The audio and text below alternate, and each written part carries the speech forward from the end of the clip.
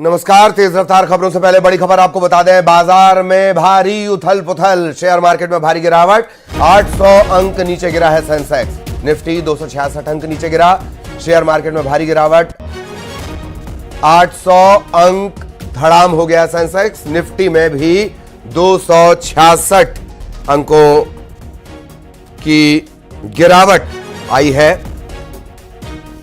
बड़ी खबर बाजार से जुड़ी हुई, और विवेक गुप्ता हमारे साथ जुड़े हुए हैं। विवेक, शेयर मार्केट में भारी गिरावट?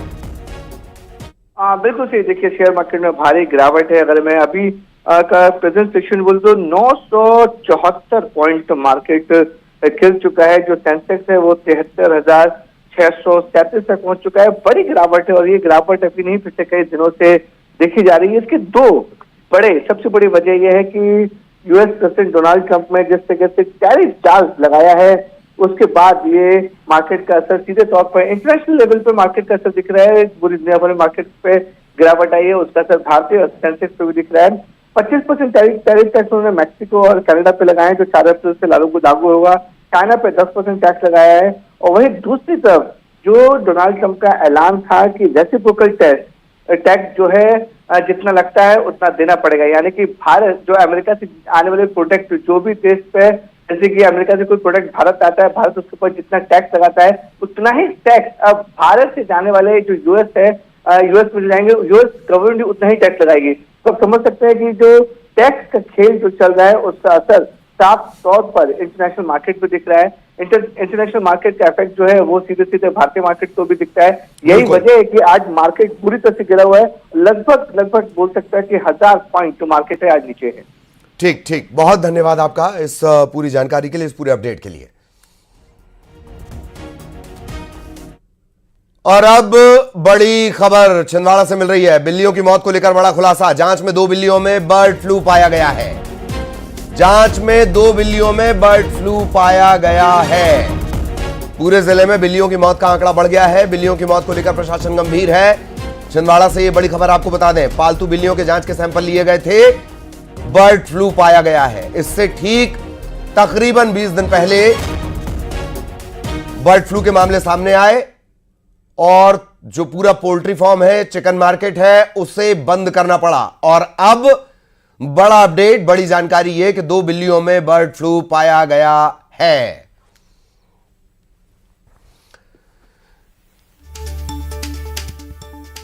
तो बेहद सावधान करने वाली खबर। घरों में पाली जाती हैं बिल्लियां, और अब यह देश में पहली बार होगा इस तरह से, संभवतः देश में पहली बार होगा। छिंदवाड़ा से ये बड़ा अपडेट आपको बता रहे हैं। यहीं पर छिंदवाड़ा में ही बर्ड फ्लू के मामले सामने आए थे, और उसके बाद बर्ड फ्लू को लेकर तमाम एहतियात उठाए गए। राजेश हमारे साथ जुड़े हुए हैं छिंदवाड़ा से, हमारे सहयोगी। राजेश, संभवतः देश में पहली बार इस तरह का मामला होगा, और वो भी छिंदवाड़ा से, कि बिल्लियों में बर्ड फ्लू। राजेश जी बिल्कुल, देखिए देश में अपनी तरीके का पहला मामला है जब बिल्लियों में बर्ड फ्लू के लक्षण पाए गए हैं, और बर्ड फ्लू पाया गया है। छिंदवाड़ा में तकरीबन 1 माह से इस बात की सुगबुगाहट चल रही थी कि कहीं ना कहीं बिल्लियों की जो मौत हो रही है उसकी वजह जो है वो बर्ड फ्लू हो सकती है, और इसी वजह से प्रशासन ने 7 से 8 बिल्लियों के सैंपल लिए थे। 2 बिल्लियों के सैंपल जब पॉजिटिव आए हैं तो प्रशासन ने एहतियात बरतना शुरू किया है, अलर्ट मोड पे है, दुकानें बंद कर दी गई है। हालांकि मुर्गियों की भी बड़ी संख्या में मौत हुई थी, और उसके बाद मुर्गियों को भी दफन कर दिया गया था। अब प्रशासनिक अधिकारियों का कहना है कि चूंकि 2 बिल्लियों को जो है वो बर्ड फ्लू के पॉजिटिव पाया गया है, इस वजह से एहतियात और सख्त कर दी गई है। पूरी तरीके से बाजार जो है, जो चिकन और मीट के बाजार है, उन्हें बंद कर दिया गया है। इसके अलावा अस्पताल में भी ये इंतजाम किए जा रहे हैं कि किसी तरह से मानव में ये बर्ड फ्लू ना पाया जाए, या किसी को लक्षण हो तो उसकी तैयारी स्वास्थ्य की दृष्टि से पूरी कर दी गई है। जी राजेश, संभवतः वजह यह भी हो सकती है, चूंकि बिल्लियों को अगर घरों में लोग पाल भी रहे हैं तो उन्हें कच्चा मांस खिलाया जाता है। शायद ये एक बड़ी वजह इसके फैलने की, और वो भी बिल्लियों में। बिल्कुल, ये इस बात से इनकार नहीं किया जा सकता कि कच्चा मांस एक बड़ी वजह हो सकती है। जिला कलेक्टर ने ये अपील भी की थी जब बिल्लियों की मौत हो रही थी, और जिस दौरान सैंपल लिए गए थे उस दौरान ये अपील की गई थी कि कच्चा मांस किसी भी जानवर को ना खिलाएं, पका हुआ मांस खिलाएं, और ये एक वजह सामने आ सकती है। और यही वजह है कि जो मीट की दुकानें हैं उसे पूरी तरीके से बंद कर दिया गया है। बिल्लियों को जो है, जो लोग पाल रहे हैं, जहां पर बिल्लियों की मौत हुई है, उनके भी सैंपल लिए जा रहे हैं कि कहीं ना कहीं वो भी प्रभावित ना हो। जी जी, बहुत बहुत धन्यवाद राजेश इस तमाम अपडेट के लिए, तमाम जानकारी के लिए।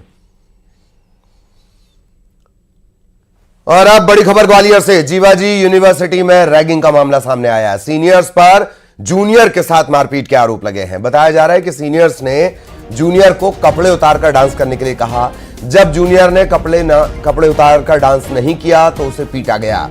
इसके बाद पीड़ित छात्र ने एचओडी से इस मामले की शिकायत की है। रैगिंग पर पूर्णतया प्रतिबंध और उसके बावजूद जीवाजी यूनिवर्सिटी से इस तरह का मामला सामने आया है। इससे पहले इंदौर मेडिकल कॉलेज इसे लेकर सुर्खियों में रहा है और अब जीवाजी यूनिवर्सिटी ग्वालियर में रैगिंग का मामला सामने आया है।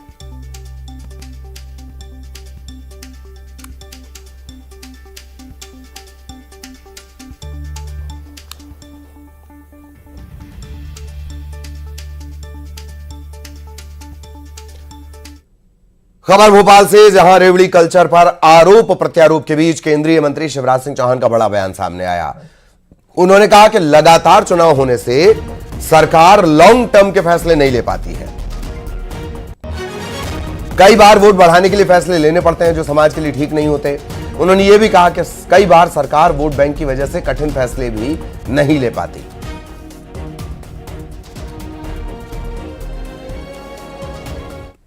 लॉन्ग टर्म प्लानिंग सरकारें नहीं करती। अब देश अगर बनाना है तो बड़े फैसले लेने पड़ते हैं, जैसे प्रधानमंत्री नरेंद्र मोदी लेते हैं, कड़े फैसले करने पड़ते हैं। लेकिन चुनाव के डर में फिर वैसे फैसले नहीं होते कि अगर वोट बिगड़ गया तो नुकसान हो गया तो वोट बचाओ मत करो, भाग में जाओ। कई फैसले प्रभावित होते हैं जो बच्चों के भविष्य को बेहतर बना सकते हैं, जो प्रदेशों का विकास कर सकते हैं, जो देश को आगे बढ़ा सकते हैं। वोट के डर में फैसले प्रभावित होते हैं। अच्छा, बड़े फैसले प्रभावित होते ही है। कई बार वोट दिलाऊ फैसले करने पड़ते हैं। कैसे वोट मिलेगा? ये भी दे दो, ये भी दे दो, ये भी दे दो, ये भी दे दो। सहयोगी शैलेंद्र आपको नजर आ रहे होंगे। Shailendra, one nation one election, हर जगह जाकर यह बात समझानी भी है और इसी कड़ी में बड़ा बयान, वोट दिलाऊ फैसले। वैसे एक बात और भी है कि मुख्यमंत्री रहते हुए सबसे ज्यादा शिवराज सिंह ही इस बात को लेकर निशाने पर आए थे और ताबड़तोड़ घोषणाएं वो करते थे। शैलेंद्र,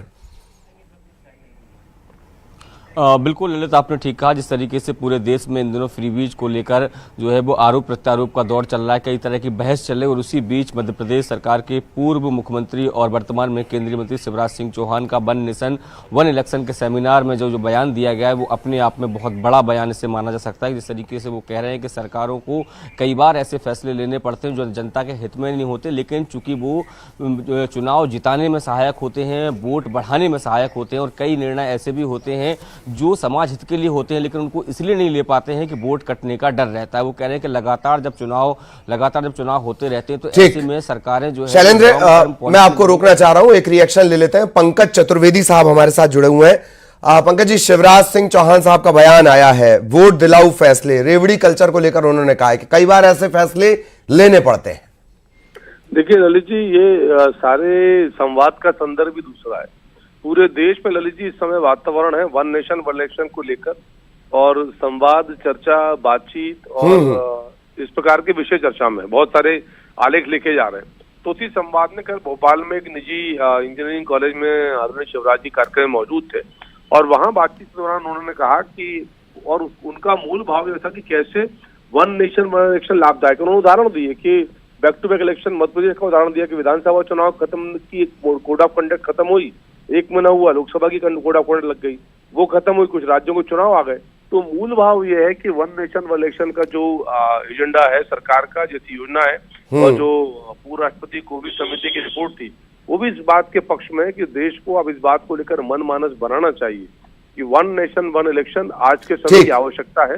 उसके बहुत सारे सामाजिक, राजनीतिक और आर्थिक लाभ है, उन विषयों पर भी गौर करना चाहिए। तो ये उस विषय का भाव था। जी जी जी, आप बने रहेगा। नीलाभ जी भी हमारे साथ जुड़े हुए हैं। नीलाभ जी, शिवराज सिंह चौहान का बयान, वोट दिलाऊ फैसले लेने पड़ते हैं, बड़े फैसले प्रभावित होते हैं, वन नेशन वन इलेक्शन को लेकर वो ये तमाम बातें कर रहे थे। जी देखिए, कुल मिला के शिवराज जी के बयान स्पष्ट हो रहा है कि वोट दिलाऊ फैसले मतलब जनता को भ्रमित करना, उन्हें झूठे आश्वासन देना, उन्हें मुंह में मीठी लॉलीपॉप देना। इनके बयान से स्पष्ट यही दिखाई कि हमें वोट कबाड़ने के लिए कुछ ऐसे फैसले लेना पड़ते हैं। ये स्पष्ट दिखाई दे रहा है भारतीय जनता पार्टी किस तरह झूठा भ्रम फैलाकर एक मीठी लॉलीपॉप देकर वोट कबाड़ती है। इस पर मोहर लगा दी शिवराज सिंह जी चौहान ने। अब रहा सवाल वन नेशन वन इलेक्शन। देखिए, सबसे बड़ा जो इलेक्शन में पारदर्शिता हो, पूरे विश्व में ईवीएम बैन हो चुकी है। बड़े बड़े लोगों ने, ट्रंप तरीके लोगों ने भी इस पर सवाल खड़े कर दिए, क्यों नहीं चुनाव में पारदर्शिता होती और ईवीएम को बैन किया जा रहा है। जब लगातार सवाल उठ रहे हैं, विदेशों में बैन हो चुकी है, उसमें चुनाव में पारदर्शिता नहीं रहती है, तो वन नेशन वन इलेक्शन के साथ साथ इसको भी क्यों न किया कि हमारी जो लोकतंत्र है वो सुरक्षित रहे, ईवीएम को बंद किया जाए और जिस तरह वोटर लिस्ट में गड़बड़ियां की जाती है उसे भी रोकथाम लगाई जाए। कुल मिला के चुनाव में पारदर्शिता हो, ईमानदारी हो, यह महत्वपूर्ण है। वन नेशन वन इलेक्शन के साथ आप है नीलाभ जी? देखिए, सीधे मैंने आपसे कहा, पहले जो चुनाव की प्रक्रिया हमारे हरी उसे तो पारदर्शी क्या किया जाए, उस पर ही कई सवाल खड़े होते हैं, हर चुनाव में सवाल खड़े होते हैं। ठीक, पंकज जी भी लगातार हमारे साथ कर दिया। हाँ पंकज जी, आपका रिएक्शन सुना आपने नीलाभ जी को? देखिए ललित जी, नीलाभ जी जो बातें कर रहे हैं उनका कोई लाभ नहीं है। पूरी चुनाव प्रक्रिया पूर्णतः पारदर्शी प्रक्रिया है। इलेक्शन कमीशन ने कांग्रेस और बाकी बहुत सारी पार्टियों को समय समय पर चुनौती दी कि आइए स्थापित करिए, प्रमाणित करिए कि किसी प्रकार की टेम्परिंग, किसी प्रकार की छेड़छाड़ ईवीएम में संभव नहीं है। तो ये कांग्रेस पार्टी क्या करती है, कभी वोटर लिस्ट के ऊपर आरोप लगाती है, कभी ईवीएम पर आरोप लगाती है। मूल दोष कांग्रेस पार्टी की रीति नीतियों और नेताओं में, ना नेता ठीक, ना नीति ठीक, ना नियत ठीक, और दोष देते हैं ईवीएम को, चुनाव प्रक्रिया को। वही चुनाव, चलिए वापस, ठीक, पंकज जी मैं वापस वोट दिलाऊ वाली बात पे आ रहा हूं, रेवड़ी कल्चर पर आ रहा हूं। सवाल मेरा ये कि कर्ज लगातार बढ़ा है, ये जनता के हित में नहीं है। भले ही आम वोटर इससे सीधा इत्तेफाक ना रखता हो, पर ये तो आप मानेंगे कर्ज बढ़ा है, और मुख्यमंत्री रहते हुए शिवराज सिंह पर ये आरोप लगे हैं कि वो धड़ाधड़ उन्होंने योजनाओं के ऐलान किए, घोषणा वीर तक कहा गया। ललित जी, कर्ज का अनुपात जीएसडीपी की तुलना में होना चाहिए जी। मध्य प्रदेश की जो सकल घरेलू उत्पादन वो लगभग 14,00,000 करोड़ रुपए का है जी। उसका 3.5% तक हम कर्ज ले सकते हैं। अभी तो हमने 3% भी कर्ज नहीं लिया जी। तो यदि जैसी आपकी सकल घरेलू राज्य का उत्पाद है उसके अनुपात में यदि कर्ज की पात्रता और सीमा है तो पूरा 3.5% ले लेंगे क्या पंकज जी? चुकाना भी तो आपको और मुझे ही है। नहीं ललित जी, बिल्कुल चुकाना, पर चुका रहे हैं ना भाई। आप तो सामान्य सिद्धांत है बाजार का, सरकार हो या मैं और आप। हाँ। कर्ज किसको मिलता है? जिसकी पात्रता हो। कर्ज किसको मिलता है? जो वापस कर सके। हाँ। कर्ज ये कोई बंटादार सरकार थोड़ी के साथ ओवरड्राफ्ट हो रहा हो, अरे तनख्वाह बांटने पैसे हो। ठीक, मैं रोक रहा हूँ आपको। हिसाब हो रहा हो। नीलाभ जी प्लीज एक रिएक्शन शॉर्ट। लेकिन कर्ज का सही उपयोग तो हो, उसका लोक कल्याण पे जो लोगों के जो योजनाओं में खर्च तो हो, उस खर्च के लेकर आप कर्ज लेकर घी पी रहे हैं, मंत्रियों के बंगले तैयार कर रहे हैं, बड़ी बड़ी महंगी गाड़ियां ला रहे हैं, हवाई जहाज खरीद रहे हैं। ठीक है, कर्ज का पूरे अपने खर्च कर रहे हैं। चलिए नीलाभ जी मैं रोक रहा हूं, मुझे लग रहा था आप बीआरटीएस याद कर लेंगे, कोई बात नहीं। बहुत धन्यवाद आप दोनों का हमारे साथ जुड़ने के लिए। शैलेंद्र हमारे साथ जुड़े रहे। शैलेंद्र आपका भी बहुत बहुत धन्यवाद। और अब तेज रफ्तार खबरें। ग्वालियर में